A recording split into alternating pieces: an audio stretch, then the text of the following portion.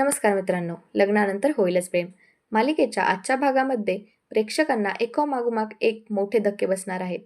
आजचा भाग पूर्णपणे भावनांनी भरलेला आणि संघर्षाने भरलेला आहे. आज आपण पाहतो की जीवा नंदिनीच्या घरी राहायला आलेला असतो.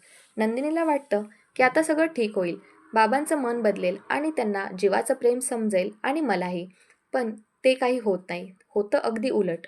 जीवा घरात पाऊल टाकतो आणि तेवढ्यात नंदिनीचे बाबा संतापून उठतात.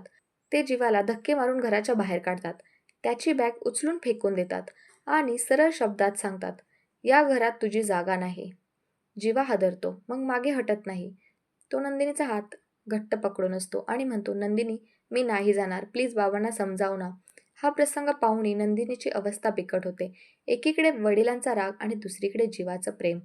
पण नंदिनीलाही जीवा घरात नको असतो. पण नंदिनीने जीवाला वचन दिलेलं असतं, की तुम्ही मला काहीही मागाल ते मी देईन. त्यामुळे नंदिनीला जीवाला घरात ठेवून घ्यावं लागतं. बाबा जीवावर ओरडतात, "जीवा, नंदिनीचा हात सोड." पण जीवा तिचा हात सोडायला तयार नसतो. नंदिनीला तिचे बाबा ओढत असतात आणि जीवा तिचा हात पकडून ठेवतो. घरात भीषण तणाव निर्माण होतो. शेवटी बाबा नंदिनीला जबरदस्तीने घरात घेऊन जातात आणि जीवाला धक्का मारून घराबाहेर काढतात. जीवाला अक्षरशः घरातून हकललं जातं. इकडे जीवा नंदिनीचं प्रेम परीक्षेत पडलं असताना तिकडे दुसऱ्या बाजूला काव्याची जबरदस्त एंट्री होते. काव्या थेट पार्थच्या घरी राहायला येते, कारण तिचा एकच उद्देश असतो, पार्थला पुन्हा मिळवायचं.